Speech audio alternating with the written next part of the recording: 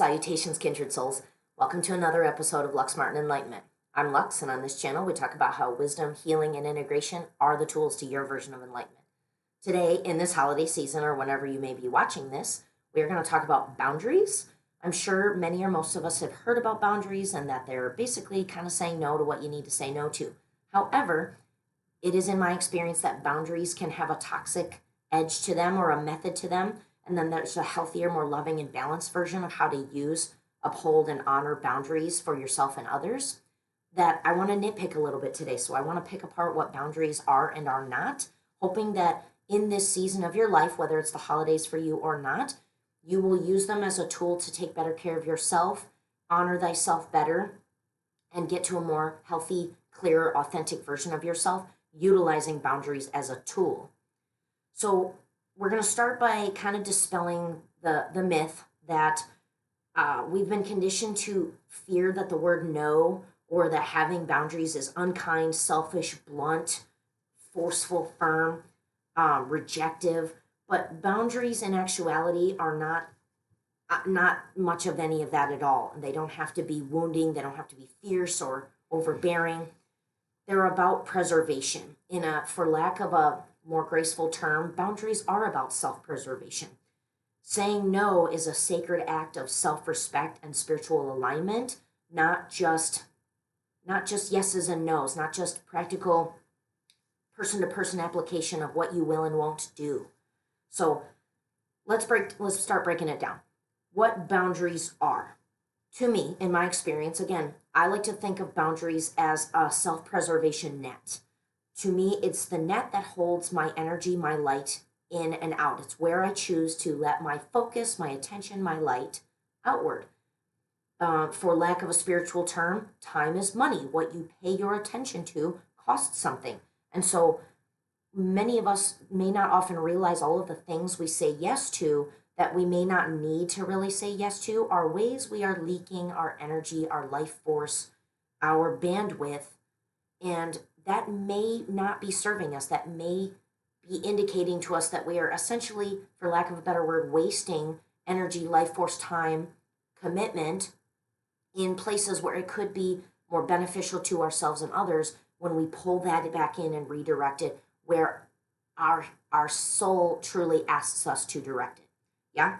So I like to think of boundaries as the safety net of me, where I am, where I end, and the world around me, others, begin. They are energetic limits on my attention. Yeah, because again, my focus, my time, my attention costs something. In a human 3D life, there's 24 hours in a day, and where I spend it, where I aim it, where I focus it matters, just like it does for you.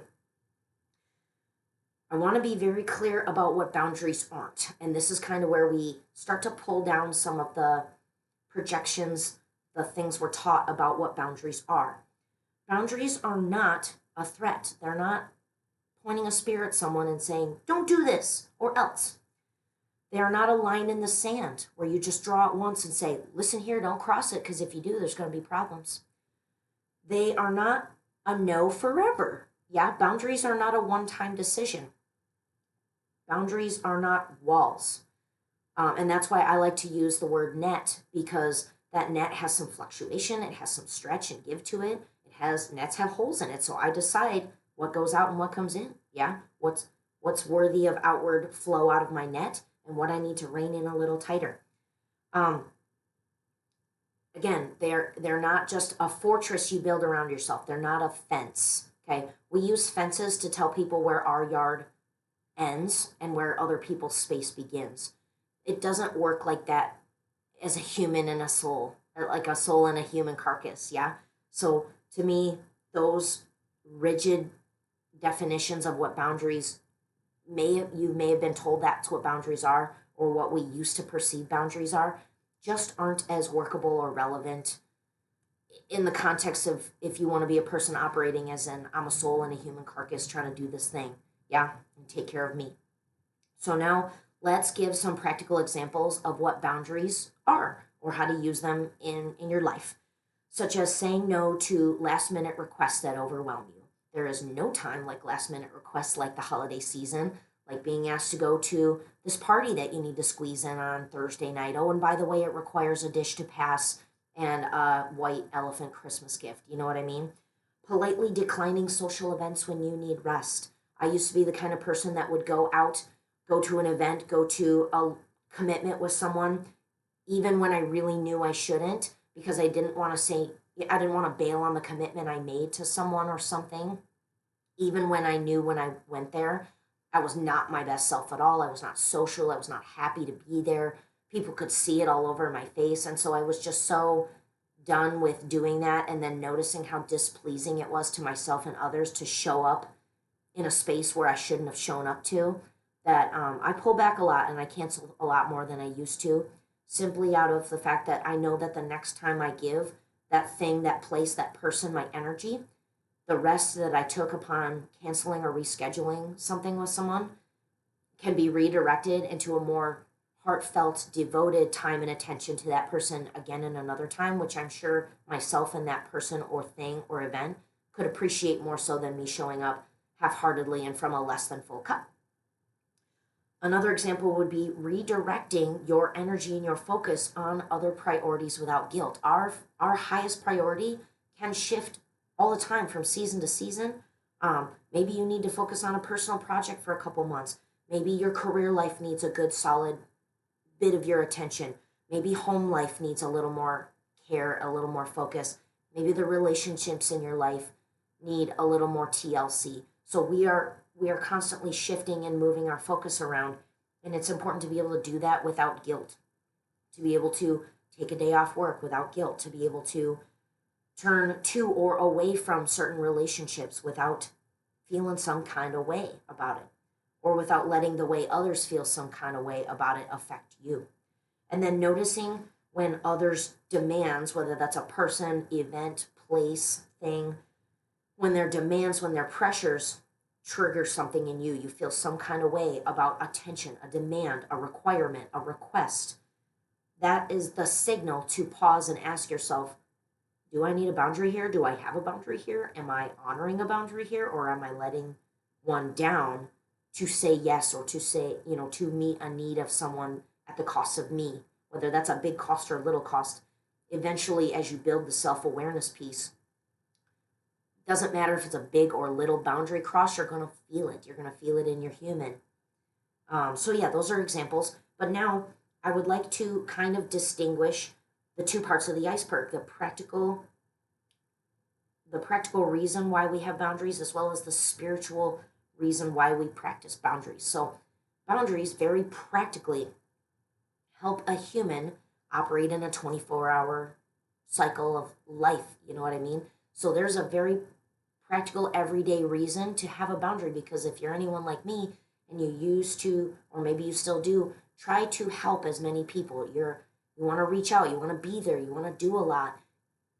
In your expenditure of all of the ways and the energy and the outpouring of self, boundaries are a way to limit your human, as in there's only 24 hours in the day and there's only so much you can do with it at a time.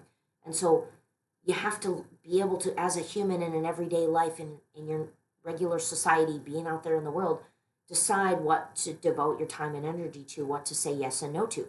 That's just the reality of 3D life we live in. No ifs, ands, or buts about it.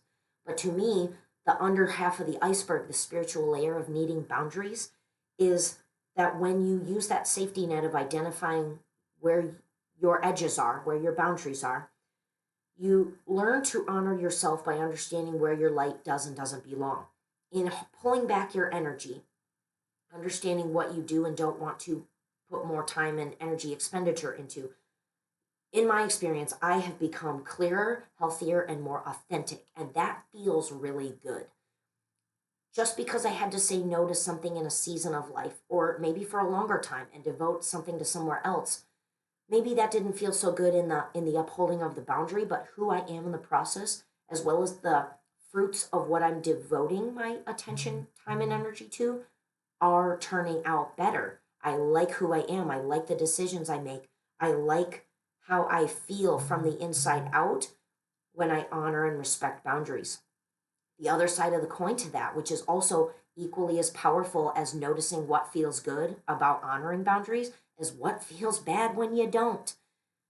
As you build more awareness of self and as you build more awareness of reflecting upon what you said yes to when you could have said no, or where you needed to pull back or redirect in certain areas, it can become very evident of how grimy it feels to let yourself down or dishonor and disrespect is quite a strong word, but they essentially are what you're doing when you let someone through a boundary or when you let down a boundary to overextend into something that maybe you shouldn't have devoted your time and attention to. Because in actuality, when it comes down to it, that's what it is no one can cross a boundary without your permission. You can't overextend a boundary without doing it yourself, without pulling down the net. And so to me, boundaries are a continual practice in discernment and presence. They're not a one time decision, they're a continual awareness and presence of self, of discerning what am I available for and what am I not available for. That gets to fluctuate and change at any given moment based on what's best for you. But like I said, what feels grimy about when you let that down and when you let yourself down in the overextension of self, or letting someone intrude into a space or a place or a set of existence for you that you don't resonate with anymore, is more of an act of disservice to yourself than it is anyone else. And so both that opponent and negative awareness of the consequences of not upholding boundaries, as well as the good feelings and the good changes you're observing in yourself when you do honor and respect boundaries for yourself, becomes really powerful tools to build awareness and discernment in an ever-going practice of why you need boundaries, how they make you who you are, how they help both your soul and your human. Yeah, boundaries literally can be for your human nervous system. Saying no and staying in instead of going out is being kind and caring to the human carcass, to your nervous system on a biological way, in which case, when you operate from a soothed nervous system, you'll make better decisions later when you want to go out and expend your energy and focus on things. It's also caring and respecting your soul in a way that deeply boosts your self-respect, your self-sovereignty. And then when you take care of those things, you move through the world in a more sure and confident and clear way. And so again, looking at both sides of the iceberg, above and below the water, to me, there is just so much reason to clarify what boundaries are, learning where you need some, building them, creating them, and then honoring them and holding them. There's just so much benefit to that. And now we're going to get to the last piece about understanding how to integrate it in real life without necessarily bouncing off the guardrails of the toxic ends of the spectrum. Understanding that we're all going to thrash around a little bit in what boundaries are and are not and how to hold them, but understanding that it will get easier and you will start to swim in the lane of, this is how I hold boundaries, this is how I take care of myself, this is how others get to do the same, and we can both respect that kindly and lovingly about that for each other. So a good integration practice to help you build the awareness piece in identifying where you need boundaries if you're holding them and how that's making a difference in your life is identifying one area this week. Pick something in your life where saying no would be a form of self-care, whether that's saying no to a function, saying no to a conversation, saying no to an engagement in a relationship, or a piece of time and energy of devoted to a certain relationship. A very practical example in my life right now is that I'm being asked to discern how to clarify and uphold a boundary with someone I love, no longer essentially giving them access to versions of me that they used to have, access levels to me that they used to have, because it's not healthy for us anymore. It's not benefiting the relationship, and it keeps pulling me back into versions of myself that I no longer want to be. And so I'm being asked to kindly and lovingly identify, clarify, and hold this boundary between me and someone I love. And if that resonates with you out there, I can feel for you on that. That's really hard and painful, because when you have an emotional connection to someone with love and you feel like you have to tell them no, or protect yourself in certain ways from a connection with somebody, that's really hard to do. It's hard on the human. My human is going crazy over it this week, but my soul is getting clearer and clearer by the day of what I need to do, what I need to say, what I need to not say. And so this is where we wrap up this episode with the piece about how there will be some wobbling, there will be some understanding in how to best say or not say how to hold up a boundary. In my experience, I've seen me do it where I can thrash off the guardrails or bounce off the guardrails of toxic over explaining of a boundary, getting too verbal and too firm with your boundary and communicating it with others in a way that's overbearing, in a way that's too strong, too triggering, too abrasive. Yeah, that's not what boundaries are. Then we're leaning into like using boundaries as a combination of like a defense mechanism or an attack mechanism to block off somebody or something. And then there's the other guardrail where you completely kind of hermit or avoid or don't use enough words to identify and clarify boundaries, whether that's at work with someone else in a situation. There's those ends of the spectrum, and I've seen me hit both guardrails of being over communicative and being not communicative about where a boundary lies. And so in this last section, I'd like to talk about how as we wobble to understand in each case scenario, it's not going to be the same across every boundary you may need to have, of how much communication is enough, how much does just energy or lack thereof communication speak for itself. Sometimes, in my opinion, your presence or lack thereof it is enough to energetically clarify a boundary of, I am no longer available for this. And sometimes not saying a whole lot is one of the kindest ways you can uphold a boundary, but removing yourself, removing your energy and attention from a situation with not so many words is a kind and loving way to do that for yourself and others. Sometimes that's not enough. Sometimes people keep encroaching on a boundary because you need to be a little more communicative of where this new boundary, where this new net section lies. And again, there's a way we can do that, understanding that it is going to rub people the wrong way. Some people are going to feel some kind of way about a level of access that they no longer have that maybe you used to give them. And that's okay. Please remember, as I'm remembering for myself at this time, that it is not your responsibility to hold anyone's emotions for your holding a boundary.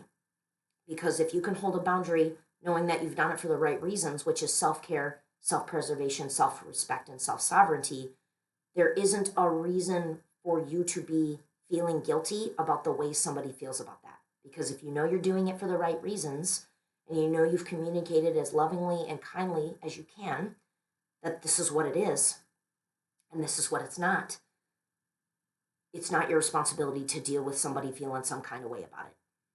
It is my hope for you, like it is for myself, that over time, using boundaries like this will help strengthen your relationships instead of weakening them. It is my hope in that in my real life situation that creating this boundary, as messy as it's going to be, in trying to lovingly and clearly communicate to this person I love that I'm no longer available for these versions of me and these versions of us anymore. If you'd like to continue, this is the space in which I'll be operating from. That's going to be messy. That's going to cause some feelings. That's going to cause problems. That's going to cause some space. But I'm hoping that in that clearing and that clarifying, what it will actually do is heal the relationship from the deepest level and work its way up to a place where we can come back together in a stronger and more beautiful way than ever. And I hope that's the same for you. So in closing, I'd like to remind you, as we nitpicked what boundaries are and aren't, apart to their very minute detail, I believe, that you'll remember that boundaries are for you, they're not for others. They are to protect your energy, your life force, your energy and attention. They are the safety net in which you identify what you are and aren't available for. They are not walls. They are not fences. They are not threats. They are not weapons. They are not forever. They are a constant practice of presence and discernment for self. They are an ongoing tool in your toolbox of how you get to carry yourself in this life, choose where you want to go, and choose what you want to pay your attention to so that what you choose to devote yourself to turns out as wonderful as possible because you're doing it from the healthiest, clearest, most authentic version of you that isn't leaking energy and life force out to things that don't necessarily need you. Yeah? So remember that boundaries are not unkind, they are sacred and practical. Every boundary you honor teaches the world how to honor you, including yourself. And that feels really good. Yeah? So I hope you enjoyed it, and I hope this benefits you now or in this holiday season or whenever you're getting this. And if you can think of somebody that could use a little love and a little help and support in discerning and understanding boundaries and how to use them better in their life, please share this video with somebody else and help me grow my channel, yeah? Keep seeking, keep softening, keep showing up. Remember the light you're seeking is the light you already are. Bloopers. Take care.